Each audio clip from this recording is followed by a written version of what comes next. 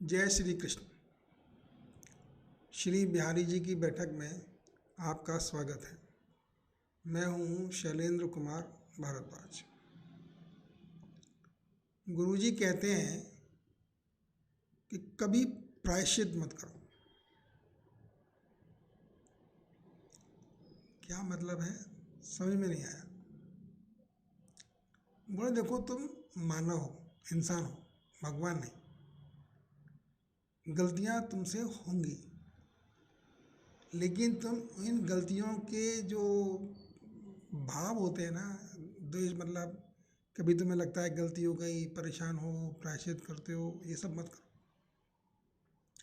जो होना है सो हो गया, जो जा रहा है सो जाने दो। इसलिए प्रायश्चित करने की जो आपकी मानव की स्वभाव है, इससे अपने आप को बाहर निकालो। पछताओ मत, हो गया सो हो गया, वो वापस लौट के आएगा नहीं, और तुम उसके बारे में चिंतन कर करके उसको दोबारा रिवाइव करोगे। धन्यवाद प्रभु जी। चलिए अब आगे बढ़ते हैं। गुरु जी कहते हैं कि तुम कल्पना करो एक ऐसे कंटेनर की जिसमें अनगिनत सर्प भरे पड़े हैं। बहुत सर्प हैं उसके अंदर, और वो सब आपस में गुत्थम गुत्था भी हो रहे हैं, एक दूसरे से उलझे हुए भी हैं। उनमें कभी कभी, मतलब कभी कभी क्या, हर समय कोई ना कोई एक सर्प अपना फन उठा के आगे बढ़ने की चेष्टा करता है, रेंगता है।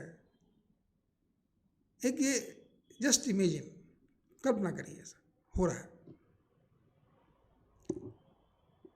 कुछ इसी तरह से तुम हो।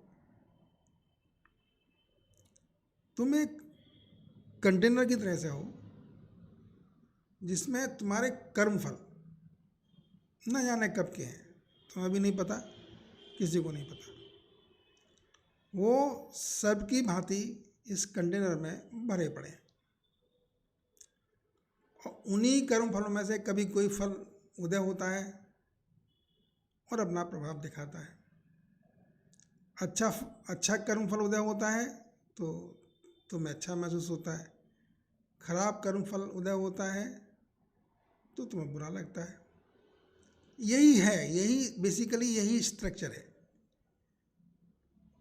कंटेनर है, तुम एक कंटेनर तुल्य हो।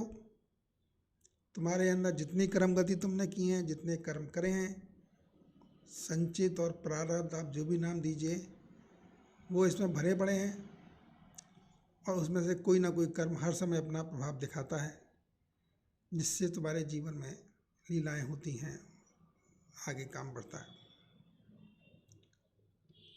तो इसका उपाय क्या है?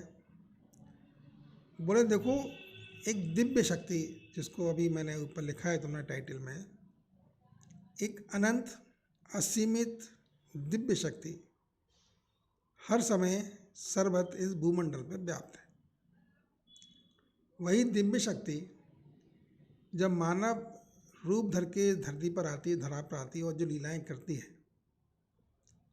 उसी को हम कृष्ण कहते हैं, राम भी कहते हैं, भगवान नारायण के अवतार जो भी हैं। लेकिन क्योंकि कृष्ण सबसे बाद में हुए हैं, और इसलिए कृष्ण का जो प्रभाव है वो अभी तक काफ़ी महसूस किया जाता है। राम का भी है, मतलब राम और कृष्ण ऑलमोस्ट, इसमें कोई विवाद का विषय नहीं है।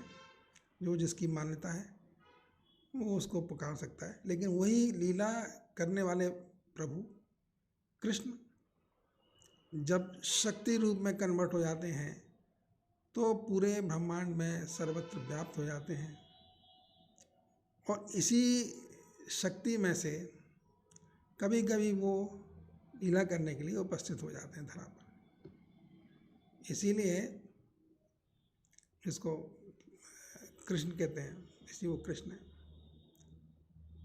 तो फिर प्रभु जी क्या किया जाए? तो कहते हैं देखो, जब तुम्हारे कर्मफल उदय होते हैं, और जैसे सांप के एग्जाम्पल ले लो, वो सभी कर्मफल सांप के तुल्य हैं। वो कभी फन उठाते हैं, उलझे पड़े हैं, इधर उधर पड़े हैं, उलझे हुए, फिर उनके वंश भी वृद्धि हो रही है।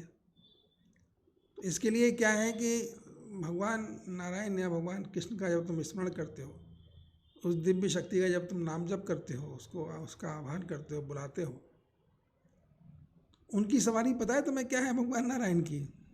मैंने कहा जी। बोले उनकी सवारी गरुड़ है।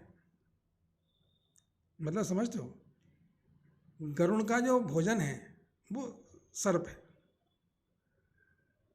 तो भगवान नारायण का जो वाहन है गरुड़, वो तुम्हारे सर्प रूपी कर्म फलों को भक्ष्य कर लेता, खत्म कर देता है और तुमको कर्म बंधनों से मुक्ति प्रदान कर देता है। ये थोड़ी सी नई बात थी कि भगवान नारायण को जब आह्वान किया गया और जब वो गरुड़ रूप में गरुड़ की सवारी पे आए तो कर्म फल नष्ट हो गए, वो सर्प जो थे वो खत्म हो गए। तो जब कर्म फल सब नष्ट हो जाते हैं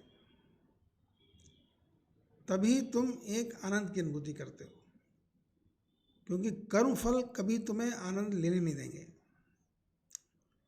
वो हमेशा तुम्हें विचलित रखेंगे, या तो बहुत सुखी में परेशान करेंगे, दुख में ही परेशान करेंगे। तो सिर्फ नारायण की स्मृति, भगवान श्री कृष्ण का नाम जप ही तुमको इन सर्पों के या कर्म फलों के बंधन से मुक्त कर सकता है। मैं चुप हो जाता हूँ, प्रभु जी बोलने लगते हैं, देखो तुमको अपनी इस भारत की संस्कृति पे, भारत देश पे गर्व होना चाहिए। आज तुम्हारे कानों में दो ऐसे पुण्यात्माओं की कहानी, किस्से तुम्हारी नज़रों में आए जो आज से लगभग 40-50 साल पहले इस धरती को छोड़ के गए। वो तुम्हारे परिचित के पिताजी थे या माताजी थी, उनमें से कोई थे। तुम 2-3 लोगों को जानते हो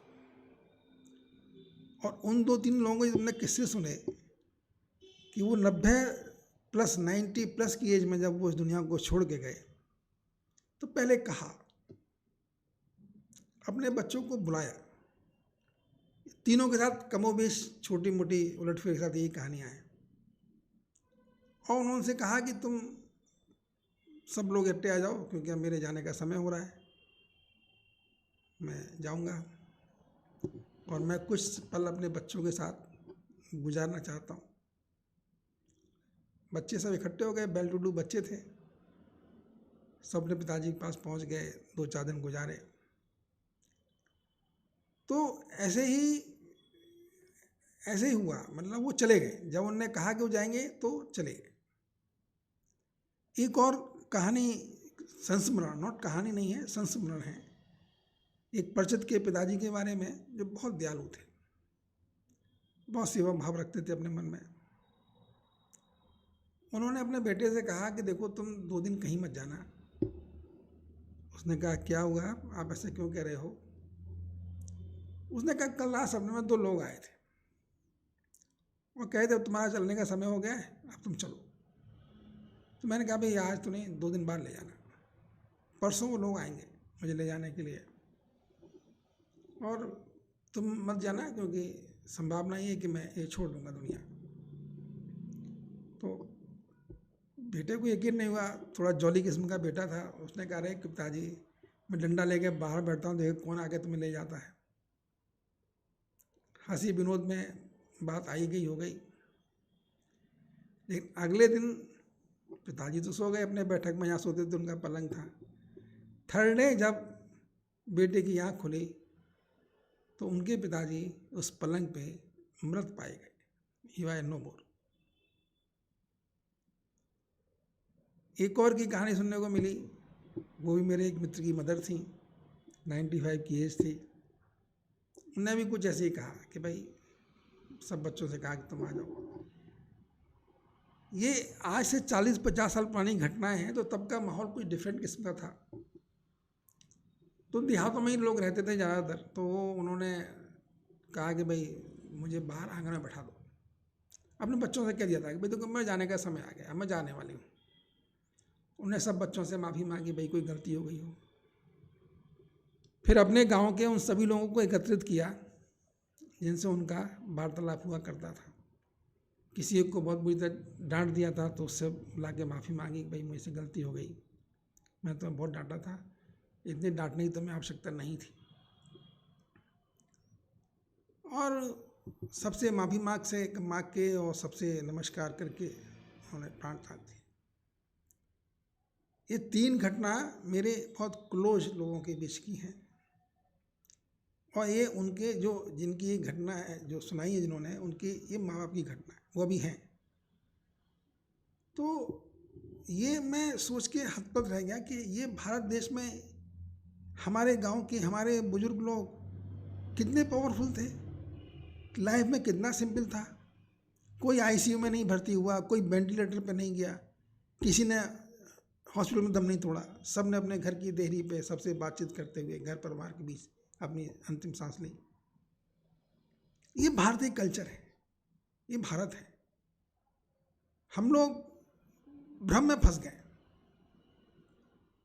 हम अभी भी सोचते हैं कि भाई ये जो साइंस है, जो मॉडर्न विज्ञान है, बड़ा हेल्थ केयर सिस्टम है, बहुत बढ़िया हेल्थ करेगा, ऐसा कुछ नहीं है। ये मैंने 3 लोगों की जो कहानी आपको सुनाई है, तीनों वो हैं जो 90+ में गए हैं। उनमें 2 पुरुष थे और 1 महिला थी। तो ये हमारे भारत की सभ्यता है, भारत की संस्कृति है, भारत के संस्कार हैं। हम जो हिडन भगवत गीता का पाठ करते हैं, नाम जप लेते हैं, ऊपर वाले की शरण में रहते हैं, उन सब का प्रभाव है। मैंने बचपन में देखा, सब जगह थोड़ा पूजा का घर हुआ करता था, उसमें सुबह शाम आरती करने का विधान हुआ करता था, तुलसी होती थी। तो ये सब बातें मुझे इसलिए स्मरण आ रही हैं, इसलिए सब मैं इनकी चर्चा कर रहा हूँ कि हम भटक रहे हैं, भूल ना जाएं, ये सब बातें भूलो नहीं। क्योंकि मैं देख पाता हूँ प्रभु जी की माया को, प्रभु जी को मुझे समझ में आता है। मुझे ये पूरा तत्व जो है ये सब समझ में आ रहा है कि सब कैसे ऊर्जाएं हैं। यही ऊर्जा कभी पदार्थ का रूप रख के हमारे सामने खड़ी हो जाती हैं और फिर ऊर्जा विलुप्त हो जाती हैं। एक फिजिक्स में एक थ्योरी है ना, वेव पार्टिकल मोशन, वो थ्योरी यही कहती है कि कोई भी चीज़ कभी वेव की तरह, मतलब ऊर्जा की तरह बिहेव करती है और कभी पदार्थ की तरह बिहेव करती है। तो ये मॉडर्न विज्ञान जो है ना, वो जो आज कहा जाता है, वो हमारे बहुत दिनों से लोग जानते हैं। ये तो हम लोग प्रोपेगेंडा नहीं करते, हम भारतीय लोगों के एक हमारे संस्कारों में एक चीज़ पलाई जाती है कि अपने मुंह की तारीफ मत करो। आप कितने भी बड़े आदमी हो, लेकिन कभी ये मत कहो कि हम बहुत बड़े आदमी हैं, हम बहुत कुछ हैं। ज़्यादा दिखावा मत करो, और अपना यश गान करने में भी मतलब संकुचित हो जाओ। कोई अगर तुम्हारी तारीफ भी करे तो संकोच में व्यवहार से उसको रेसिप्रोकेट करो। ये बताया गया, कभी किसी के आगे बहुत हाथ फैलाने की जरूरत नहीं है। कभी धन का लालच मत करो, दूसरों की सहायता करो, प्यार करो, बड़ों का सम्मान करो। ये भारतीय संस्कृति में रची बसी मान्यताएं थी। बचपन में हम देखते थे कि सुबह उठ के अपने बुजुर्गों के पैर छूने की प्रथा थी। पहले बिस्तर से उठ के बताया था कि अपने बाबा के, ताऊ जी के, पिताजी के पैर छुओ, हम छूते थे। तो मैं इसलिए बात कर रहा हूँ कि जो मैंने अभी 3 बुजुर्गों की बात कही कि उन्होंने ऐसे प्राण त्यागे, अंतिम सांस इस तरह से ली, तो कहीं ना कहीं मुझे लगा कि क्या ये आज की डेट में संभव है? होंगे, मेरी जानकारी में नहीं है, लेकिन हैं आज की डेट में भी लोग। क्योंकि भारत की ये सब संस्कृति ना बहुत देहातों में, गांव तक घर घर फैली हुई है। कुछ शहरों को मत नापिए, कुछ शहरों में रह के आप भारत की संस्कृति की कल्पना करिए। ये भारतीय संस्कृति तो जगह जगह, गांव गांव में, हर आदमी में व्याप्त है। एक बार मैं बद्रीनाथ गया था, वहाँ पे रास्ते में गरुड़ चट्टी पड़ती है। गरुड़ चट्टी में एक जल प्रपात है, गरुड़ चट्टी जगह है, जल प्रपात है। ठंडा मौसम होता ही है बद्रीनाथ का, आप बताइए सब जगह। तो मैं जस्ट दर्शन करके नदी किनारे बैठ गया था, लेकिन नहाने की हिम्मत नहीं। तब मैंने देखा एक बुजुर्ग आ रहा है, बुजुर्ग थे, मैदानी इलाके के रहने वाले थे, उस पहाड़ी इलाके के लोग नहीं थे। वो आए मेरे सामने, अपने कपड़े उतारे और उस गरुड़ चट्टी के उस जलप्रपात में स्नान करने लग गए। मैं उस समय इतनी उम्र नहीं थी और वो थोड़ी मुझसे ज़्यादा उम्र दराज थे। मैं उनका मुंह ताकता रह गया, हे भगवान देखिए ये हैं हमारे भारत के लोग, कितनी मान्यताएं हैं, मन में कितने भाव हैं, कितनी श्रद्धा है, न ठंड की परवाह न बीमारी की परवाह, नहाने लगे जलप्रपात में। तो आई लव माई इंडिया, मैं अपने देश को बहुत प्यार करता हूँ, इसमें बहुत कुछ भरा पड़ा है। सदियों सदियों से ये भारत देश इतना गुलामी के बावजूद भी आज इतना स्ट्रांग है, इतना बढ़िया निकल के आ रहा है। वो इसीलिए कि हमारे संस्कारों में रचे बसे हैं, हमें बहुत चीज़ सिखाई गई है, हमारी संस्कृति के हिस्से हैं। भगवान की पूजा, कृष्ण की पूजा, स्वच्छ हृदय, झूठ फरेब से बचना, दूसरों की भलाई करना, ये हमारे सनातन संस्कार हैं। इसलिए मैं भारत देश को प्यार करता हूँ। और सनातन भी छोड़ दीजिए, ये भारतीय जनमानस के संस्कार हैं, किसी का भी हो, सब जगह है। चलिए आज इतना ही बात करते हैं, कल फिर मिलेंगे।